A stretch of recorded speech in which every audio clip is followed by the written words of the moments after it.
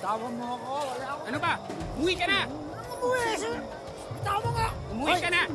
Bakit sa iba to? Ginawa mong beer house to ah! Ang lamay ah! Beer house! Wala naman ako ginagawa. Maglalaro ako. Umalis ka dyan. Umuwi ka na! Huwag ka dito manggulo. Hindi ako lang gugulo. Umuwi ka na! Umuwi! Hoy! Ano? Ikaw pa matapang? Umuwi ka na! Tama! Umuwi ka na! Tama ko! Hoy! Kayo ah! Halo ka na. Babalikan ko kayo. Tandaan niyo yan. Uwi ka na.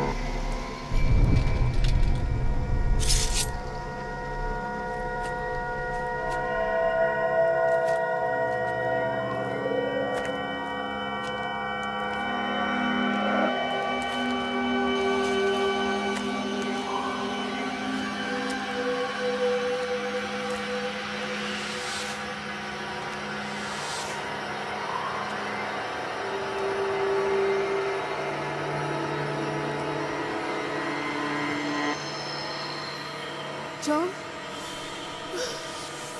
John! John! Ano ginagawa? John! John!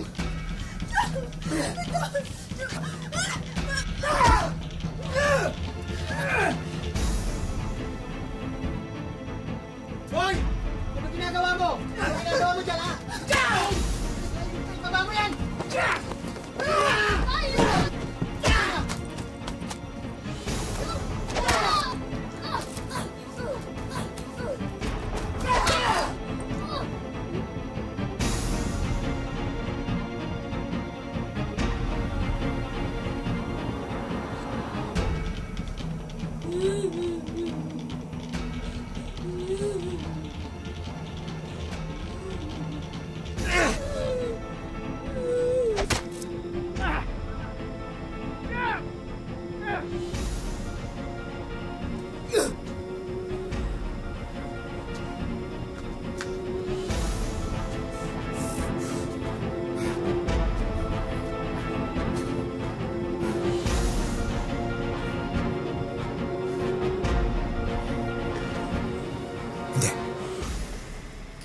Makita si Emily.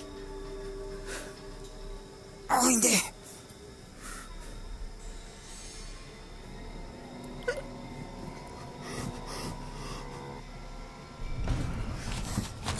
Wag po! Wag po!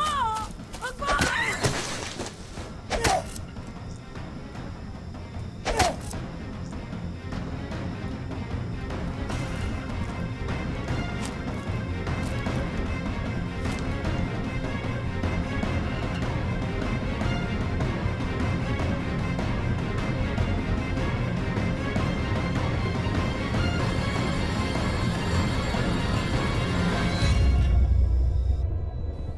Para sa marami, pamilya ang sandigan at pinaghuhugutan ng lakas para magpatuloy sa buhay gaano man ito kahirap. Pero paano kung mismong kadugo mo pa ang sanhi para unti-unting mawasak ang pamilyang pinilit mong itaguyod sa mahabang panahon?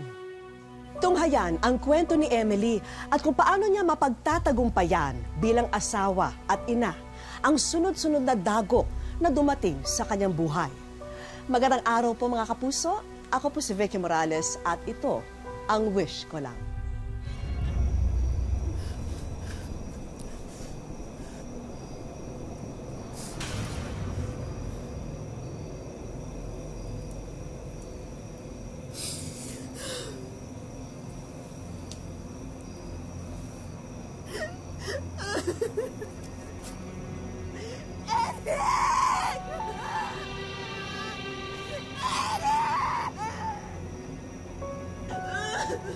Benji! Benji, Marilyn! Mga anak ko! Mga anak ko! Benji, Marilyn! Mga kapitbahay, tulungan niyo kami! Ang mga anak ko! Nasaan ang tatay niyo? Mga kapitbahay!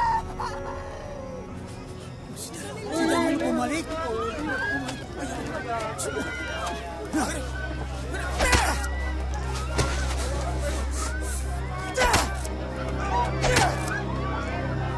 Ano?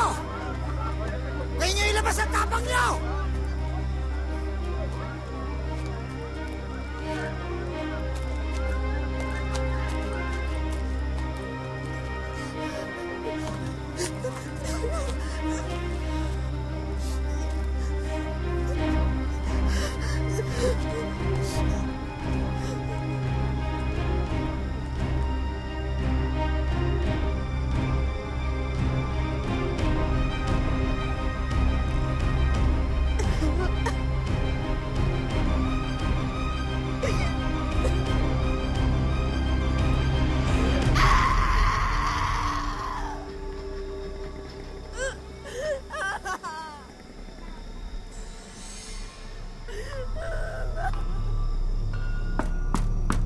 Sandali lang. Sino yan? Ano nangyari?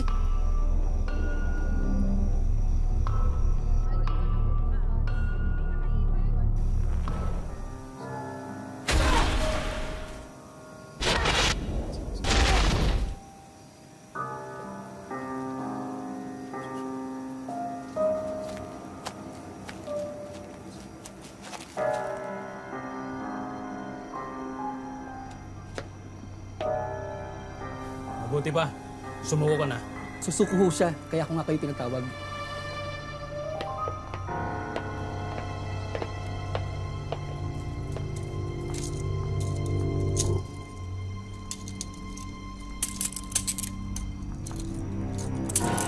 Ano naisip mo? Bakit mo nagawa nga dito?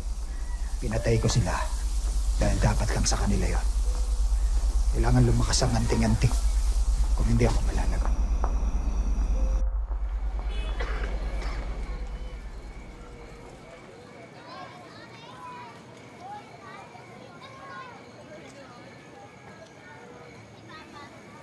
Maraming salamat ho, Mayor. Walang kaso. Maliit na bagay lamang yan.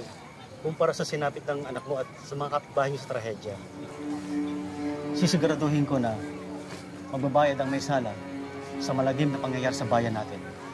Di ko pahintulutan na mangyari muli ito. Salamat po. Salamat po, Mayor.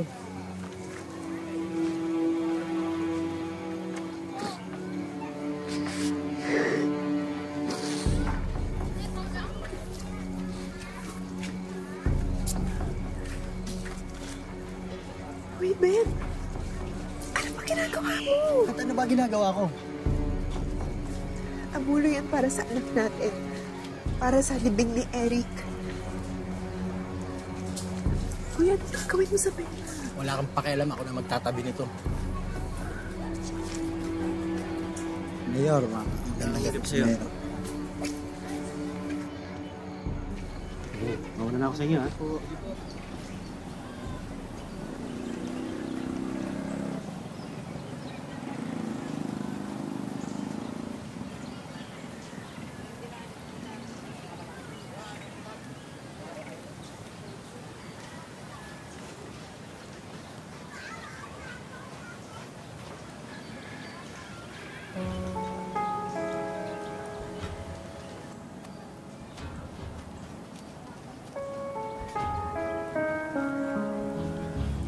Ben?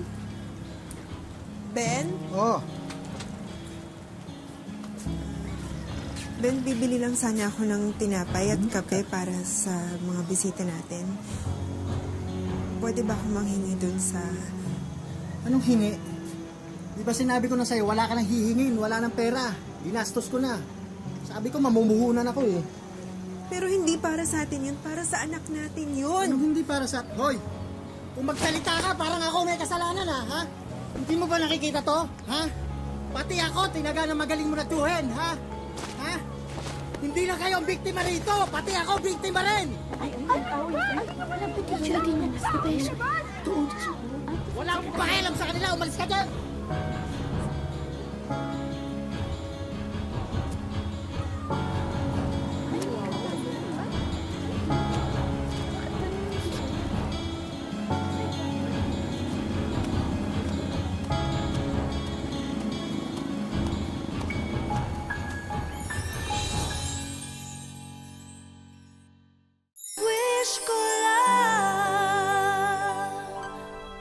Sa pagsuko ni Danilo, tila nabunutan ng malaking tinik sa dibdib sina Emily at iba pang mga biktima ng kanyang tiyuhin. Pero lingid sa kanyang kaalaman, isa pang pagsubok ang tila naghihintay sa kanya.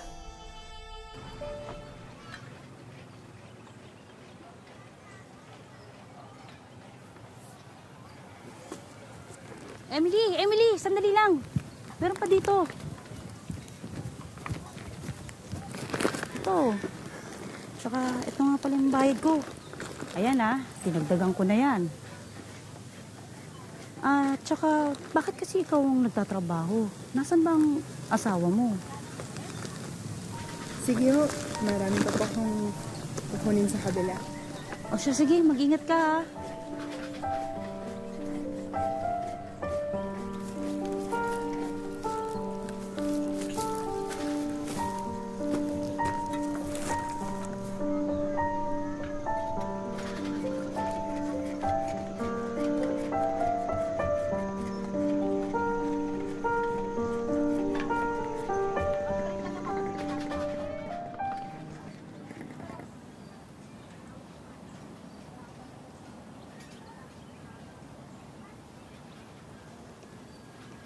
Nay, nagugutom na kami!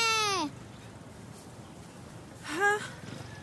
Hindi ba nagluluto yung tatay nyo? Anong oras na hindi pa kayo kumakain? Hoy, ano ba? Gumising ka nga! Gutom na yung mga anak mo. Wala ka pa rin pagkain hanggang ngayon. Pagod na ako sa trabaho. Ito pa yung dadatnan ko. Walang pagkain. Hindi mo man lang naisip yung mga anak natin. Ang lulutuin ko, wala tayong pagkain. Eh di sana bumili ka muna ng lutong ulam sa kanto. Ano ang pambibili ko? Wala ng pera. Nasaan yung pera natin? Wala ng pera, ubus na. Bakit mo ginastos? Ano ba dapat ang ginagawa sa pera? Di ba ginagastos? Hoy Emily, wag mo akong dramahan ng ganyan ha. Alam mo, ikaw may kasalanan nito eh. Ha? Kung di mo pinatira dito yung tiyuhin mo na yon, ha? Di sana di ako nagkaganito, di sana buhay pa sana si Eric. Hanggang ngayon ba naman siya pa rin sinisisi mo? Baka nakalimutan mo. Nung pinagtangkaan niya yung buhay namin, nasan ka? Pinabayaan mo kami. Sarili mo lang yung iniisip mo. Alam mo, matagal nang miserable ang buhay natin. Nang dahil sa'yo.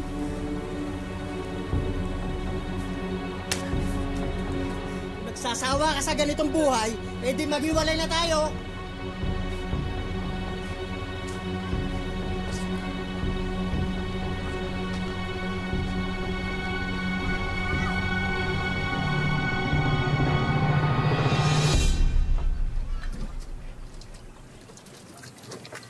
Benji!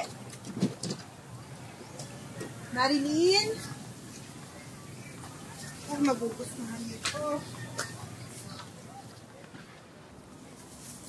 Benji, Marilyn! Mga anak, kumain na muna tayo. May pasalubong ako sa inyo. Benji? Marilyn? Benji? Marilyn?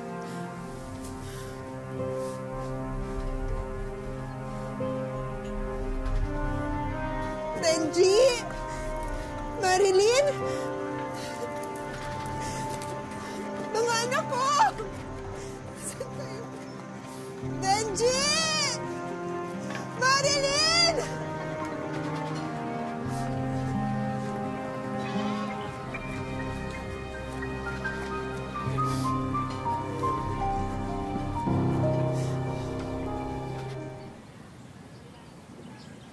Ate, pwede akong magtanong? May nakita po ba kayong bata na ganito po kalaki? Tsaka si Ben namin po, yung dati po nakatira doon. Ay, pasensya na. Hindi ko sila kilala. Salamat po. Doon ate, pagtanong niyo doon, Sige po, maraming salamat ah.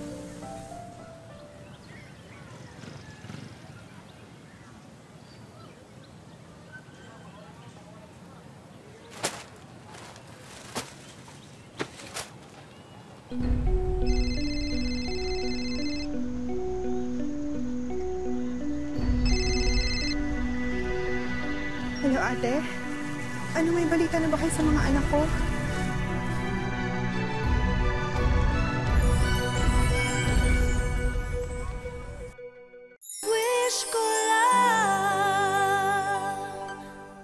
Dumating na nga ang kinatatakutan ni Emily.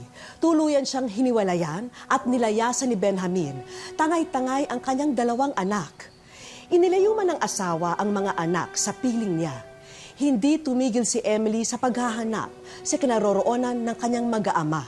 Umaasang kahit sandaling oras, maibsan ang pangungulila niya sa mga bata. Ang totoo niyan, matagal na silang wala dito. Naku, saan ko kaya sila pupuntahan? Saan ko kaya sila mahahanap? Ang tanging nabanggit sa akin, mapunta daw sila sa Katarman. Katarman? Diyos ko, napakaraming tao dun. Paano ko naman sila mahahanap dun? Napakamahal ng pamasahe dun. Yung pinikita ko sa pamamasura, napakaliit lang. Pasensya ka na, ha? Hindi kita matutulungan, eh. Okay lang, ate. Napakalaking tulong na yung nabanggit mo. Salamat. Salamat din, ha? Mag-iingat ka. Hindi naman ako titigil hanggang hindi ko pa nakikita yung mga anak ko. Nakita mo rin sila, ha? Basta mag-iingat ka, ha? Salamat.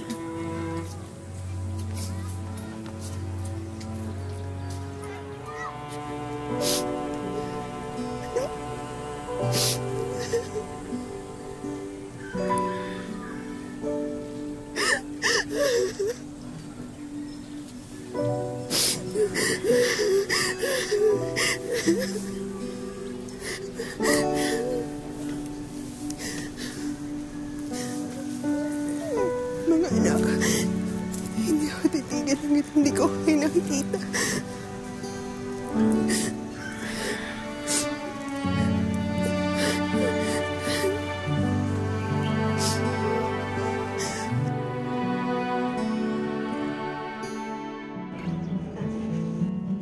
Labing-1 taon na ang lumipas nang maganap ang malagim na masaker sa lugar ni na Emily na ikinapaslang ng kanyang panganay na anak. Ngunit nananatiling nakakulong sa kanyang isipan ang bangungot na idinulot nito sa kanya at sa kanyang pamilya. Kahit ilang taon, hindi ko pa rin matanggap na nandiyan siya sa kanyang kalagayan. Ang hirap kaya tanggapin. Kasi kung hindi lang masakir, hindi masaan mangyari sa anak ko yan. Yung tsuhing ko talaga, napakasama talaga. Pag nakita ko lang talaga siya, kulang pa yung katawan niya tagtarin. Pero kung may isang bagay na labis pang nagpapabigat sa pasangkrus ni Emily, ito ay ang pagkakawalay ng kanyang 2 anak. Simula kasi nang itinakas sila ng kanyang asawa na si Benjamin, mahigit 1 dekada nang hindi na muli nakita ng pobreng ina ang 2 niyang supling. Yung 2 anak ko po, andun po sa kanya, wala po sa akin. Tapos, yun ang inanap ko ngayon, kung ano na ang kalagayan nila doon. Dahil tiyuhin ni Emily ang may kagagawa ng masaker, sa kanya na rin naibunton ng pamilya ni Benjamin ang sisi kung bakit nila sinapit ang ganong kapalaran. Ako sinisisi po sa kapatid nila na dahil po sa nangyari dito sa aming lugar na Kung hindi daw nakatira dito yung kapatid nila, hindi daw mangyari ganyan na may sugat ang kapatid nila. Kung hindi lang dahil sa kapatid nila, gusto nila na paghiwalayin kami kasi hindi ako tanggap sa mga kapatid nila. Ganun pa man, hindi rin naman naguhugas ng kamay si Emily para lamang malinis ang kanyang konsensya sa sinapit ng kanyang pamilya. Alam niya kasing naging marupok din siya noong mga panahong kailangan siya ng kanyang mga anak. Kung bagay, mas nanaig ang takot sa kanya nung dapat ay ipinaglalaban niya ang kanyang karapatan sa mga bata. Marilyn, Benji, sana patawarin niyo ako sa mga kasalanan ko sa inyo. Hindi sana tayo magkahiwalay kung hindi dahil sa papa niyo. Marilyn, matagal ko na kayong hinahanap. Wala rin akong pera na pamasahe papunta sa inyo. Paano ko kayo makita? Natakot din ako sa lugar nila dyan. Mahal na mahal ko pa rin kayo. Sa ngayon, animoy mas lalo pang nalubog sa putik ang naging kapalaran ni Emily. Kung hindi pa kasi siya mangangalakal ng basura, matutulog siyang kumakalam ang sikmura. Minsan ay sumasagi na sa kanyang isipan na pinaparusahan na siya ng langit dahil mas pinili niyang manahimik nung itakas ng kanyang asawa ang mga anak nila. Tatanggapin ko pa rin yun kahit anong sakit na salita nila sa akin. Siyempre, masasaktan din sila kaya ilang taon na iniwan ko sila. Sana tanggapin nila ako sa aking kamalian kung anong ginagawa ko sa kanila. 12 taon ang nakaano sa akin ngayon na gusto ko sana ipasyal ko kayo kahit saan ang gusto nyo, sa peryahan o saan man, sa park. Sa aming pagbabalik, malamig ang dalawang bata kapag napag-uusapan ang kanilang ina. Maliit pa ako, sinama na ako ni Papa, doon ako lumaki, hindi ko na siya naalala. Wish ko lang.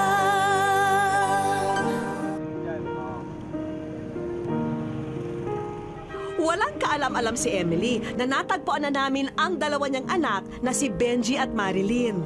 Napaunlakan din kami ng dati niyang asawa na si Benjamin para naman marinig ang kanyang panig. Hindi ko po pwede iwan sa kanila dahil yung pag-ugali parang hindi maganda. Ano ba? Parang hindi maganda yung pinakita nila sa akin na pag-ugali. Lumalabas sa aming interview kay Benjamin na hindi na nga maganda ang nagiging takbo ng pagsasama nilang mag-asawa. At para na rin makaiwas sa gulo, pinili na lamang nilang magpakalayo. Mabait naman siya. Wala naman po ako personal na galit. Ang ano ko lang, na ilalayo ko dito kasi yung nangyaring sa amin na pinananaga kami. Baka mangyari ulit sa kanila, hindi na rin kami kikita-kita. Magulo man ang naging pagsasama noon ni na Emily at Benjamin, isang bagay naman ang naging malinaw sa amin. Malamig ang dalawang bata kapag napag-uusapan ang kanilang ina. Maliit pa ako, sinama na ako ni Papa, tapos doon ako lumaki, hindi ko na siya naalala. Hindi ko po rin alam kung mahal pa kami ni Mama. Kasi di niya kami hinahanap. Sana magkita na tayo. Mahigit 10 na tayong hindi nagkita. Sapat na ang aming narinig. At kung merong tao na dapat na kumausap sa mga bata, walang iba ito kundi ang kanilang ina. Gayunpaman, tinitiyak naman ni Benjamin sa dating asawa na hindi siya nagkulang bilang magulang sa kanilang dalawang anak. Mahal ko sila. Hindi ko sila sinasaktan. Hindi ko sila pinababayaan. Inaalagaan ko talaga ng maayos. Huwag kang mag-alala. Isang nakamaskarang lalaki ang namataang nag-aabang sa lugar kung saan nakatakda naming pagkitain sina Emily at ang kanyang mga anak. Pero wag po kayong mag-alala kung bakit nakakubli ang kanyang mukha. Ipinapakilala nga pala namin sa inyo si Ishko, the Magician. Siya kasi ang aming magiging instrumento para naman maging extraordinaryo ang araw na to sa buhay ni Emily. Ang alam ni Emily, dito magaganap ang pangalawang interview namin sa kanya. O Emily, huwag ka lang kukurap ha, dahil dito siguradong mamamangha ka. Halos matulala si Emily sa makapigil hiningang tricks ng magician. Ba't kinain? Itong sunod na magic trick, siguradong magugustuhan mo, Emily. Sumilip ka lang sa magic bag ni Isko. Baka ahas yan eh. Huwag ka na mag-alinlangan, Emily. Hindi ka namin ipapahamak. Doon na naging madamdamin si Emily nang makita niya ang liham na pinadala niya sa programang Susi na raw sa kanyang mga suliranin. Mabuti pa, Emily, ilagay mo uli ang sulat mo sa magic bag. At ang magic word, walang imposible. Dahil ikaw ay nasa wish lang. simula ng trahedya sa kanyang pamilya noon, wala na raw dumating na swerte sa kanyang buhay, maliban sa araw na ito. Kasi gustong-gusto ko talaga makita yung mga anak ko. Kasi ilang taon ako hindi ko sana nakapiling. Marilyn, Benji, sana makapili ko po kayo ngayon. Gustong-gusto ko talaga kayong yakapin. Para sa aming finale, sana'y magustuhan mo ang sorpresa namin para sa'yo. Ala! Benji, ikaw, Benji? Ikaw, Benji? Alam, Marilyn? Ano na ang anak? Sulit ang naging paghihintay ni Emily dahil yakap-yakap na niya ngayon ang kanyang mga pinakamamahal na anak. Mahal ko kayo, Marilyn. Maya nagot makaroyag na makit ang kamo. Marilyn, kilala mo siya? Kilala mo siya, Marilyn? Hindi mo ko kilala, Marilyn? Takot na kasi. Pansin naming kabaligtaran nito ang naging pagtanggap ng mga bata sa kanilang ina.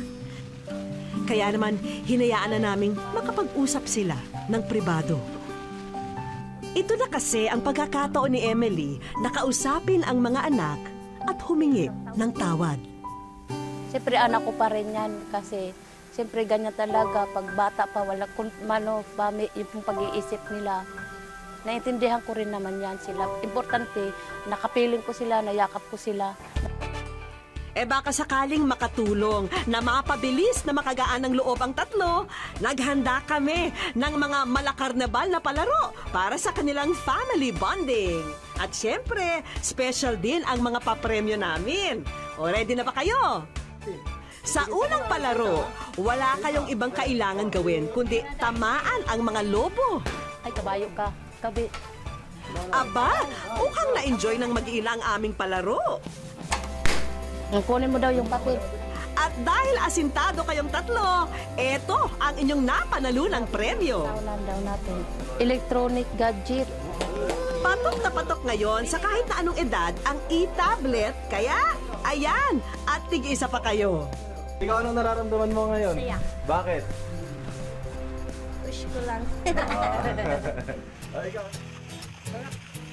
Tignan naman natin ang husay ng tatlo sa pamimingwit. Special din ang premyo sa palarong yan, Emily. Hi, Miss Emily. Nakikibahagi ang Sariaco Hotel and Resort sa katuparan ng iyong wish. Kaya in behalf of our family, bibigyan ka namin ng accommodation and meals. Isang libreng bakasyon lang naman sa napaka-eleganteng hotel na ito ang inyong may experience. Ma'am, nagpapasalamat po ako sa inyo. Kung hindi dahil sa kanila, hindi po ako makakarating ganitong hotel. Ngayon lang po ako, first time ko pa lang po nakapunta po ako dito. We save the best for last, kaya dapat galingan nyo, Emily, ha? Pero dahil nakikita naming nag-enjoy ang mag-iina, dito pa lang, ngiting panalo na ang ilaw ng tahanan. Tama yan! Hakutin yung lahat ng papremyo. Nakikibahagi ang DOLE sa katuparan ng iyong wish at ito ay isang certificate for qualifying as a beneficiary for the DOLE Integrated Livelihood and Emergency Employment Program, a worth of 20,000 pesos starter kit for a sari-sari store business. Nagpapasalamat po ako sa kanya, kay ma'am at saka lalong-lalo na sa sa GMA. Kung hindi dahil sa sa sulat ko, hindi ko pa matutupad ang aking mga pangarap para sa kanila. Wala naman daw perpektong tao sa mundo. Kaya hindi dapat nakakahon sa masamang pagtingin ang isang tao kung hindi man siya naging ayon sa ating batayan. Ang mahalaga, hindi siya tumigil na gumawa ng paraan para maituwid ang mga pagkakamali, kapiling ang mga mahal sa buhay bilang mga inspirasyon. Sabi nila, bawat pamilya ay may kapintasan dahil lahat ay may bahid ng pagkakamali. Hindi man naging perpekto ang mga pinagdaanan ni Emily. Ang mahalagay, natuto, nagsisi, at handang ituwid ang pagkukulang noon. Hanggang sa susunod na Sabado mga kapuso, ako po muli si Vicky Morales at ito ang wish ko lang.